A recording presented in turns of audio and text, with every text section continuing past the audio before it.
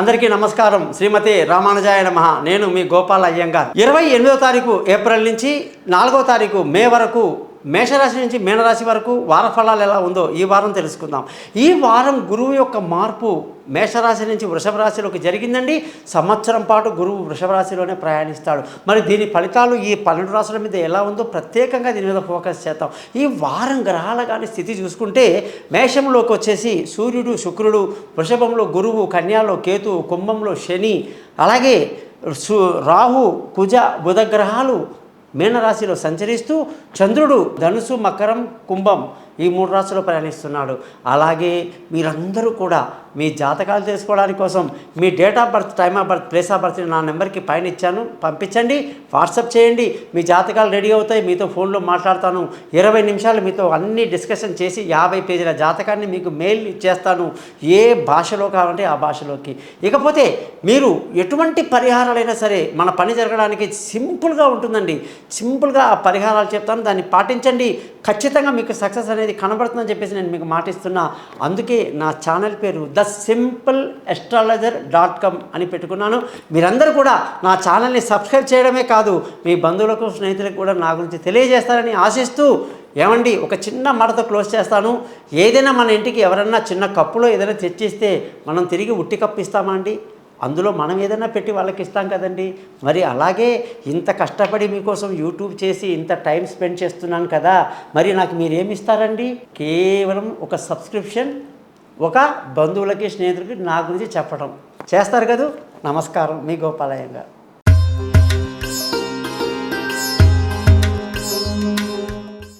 మేషరాశి వాళ్ళందరికీ కూడా ఈ వారంలో గురువు యొక్క మార్పు వృషభ రాశిలోకి రావటం ధన ఆదాయాన్ని బాగా పెంచే విధంగా ఉంటుంది.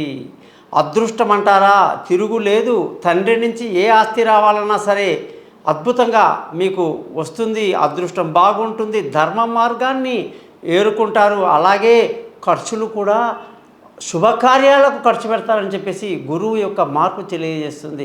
అంటే గురువు మార్పు మనకు దాదాపు 1 సంవత్సరం పాటు ఈ ఫలితాలు ఇస్తుందన్నమాట. మరి ఈ వారంలో ఖర్చులు అధికంగా ఉండడం, కొంత నెగిటివిటీ, ఏది చేసినా ఆటంకాలు, అడ్డంకులు, కొన్ని తప్పుడు నిర్ణయాలు తీసుకోవటం, లేనిపోని ఆవేశాలకు గురి అవ్వటం లాంటివన్నీ కూడా కనిపిస్తున్నాయి. మేషరాశి వాళ్లకు జాగ్రత్తగా ఉండాలి. బంధువుల, స్నేహితుల సహాయ సహకారాలు ఈ జాతకానికి చాలా బాగుంటుంది. మంచి ధైర్యాన్ని కలిగి ఉంటారు. అందరికీ సహాయం చేస్తారు. విలువైన వస్తువులు, భూములు, వాహనాలు, ఇళ్ళు, వస్తువులు ఏదైనా సరే కొనడానికి ఎంతో అనుకూలంగా ఉంది. సంతానం విషయంలో ఎటువంటి బెంగ అక్కర్లేదు. వాళ్ళ విదేశీయానాలు, దూర చదువులు, దూర ప్రయాణాలు, తెలివైన నిర్ణయాలతో ఈ వారం బాగా గడుపుతారు. ఆరోగ్యం చాలా బాగుంటుంది. శత్రువులు మిత్రులు అవుతారు. అప్పులు అనేవి ఉండవు అనేది కూడా తెలుసుకోవాలి. భార్య భర్తల మధ్య చక్కటి సయోధ్య కలిగి గతంలో ఉన్న అన్ని నెగిటివిటీస్ అన్ని తొలగిపోయి సంతోషంగా, ఆనందంగా ఉంటారు. పెళ్ళి కాని వాళ్ళకు పెళ్ళి కుదురుతుంది. దూరంగా ఉన్న వాళ్ళు కలుసుకుంటారు. పార్ట్నర్షిప్ బాగా కలిసి వస్తుంది. అలాగే అదృష్టం బాగుందని ముందే చెప్పాను. ఆ ఉద్యోగం చేసే వాళ్ళకి ప్రమోషన్లు, ఇంక్రిమెంట్లు, కొత్త ఉద్యోగంలో అవకాశాలు అద్భుతంగా ఉంది. వ్యాపారస్తులకు మంచి లాభాలతో ఈ వారమంతా కూడా మంచి యోగాన్ని కలిగిస్తూ ఉన్నారన్నమాట. ఇక మేషరాశి వాళ్ళందరూ కూడా ప్రతిరోజు కూడా సుబ్రహ్మణ్య స్వామి కానీ, నరసింహస్వామిని కానీ, ఆంజనేయ స్వామిని కానీ ఆరాధిస్తే చాలా మంచిది. ఈ విధంగా 12 రాశులకు ఈ వారం ఎలా ఉందో మీకు చెప్పడం జరిగింది. మీరందరూ కూడా మీ జాతకాలు తెలుసుకోండి. జీవితంలో మీకు ఉన్నటువంటి లగ్నం ఏమిటి, నక్షత్రం ఏమిటి, రాశి ఏమిటి, దశ ఏమిటి, మరి ఏం చేస్తే మీకు మంచి లాభదాయకంగా మీ జాతకంలో అద్భుతాలు జరుగుతాయి అని చెప్పి తెలుసుకోవడానికి పై నెంబర్లో మీ date of birth, time of birth, place of బర్త్ని పంపించండి. మర్చిపోకుండా నా ఛానల్ని మాత్రం సబ్స్క్రైబ్ చేయడం మర్చిపోవద్దు. ఎటువంటి సందేహాలు ఉన్నా కూడా నన్ను కాంటాక్ట్ చేస్తారని ఆశిస్తూ మీ నుంచి సెలవు తీసుకుంటున్నాను. మీ గోపాల్ అయ్యంగార్.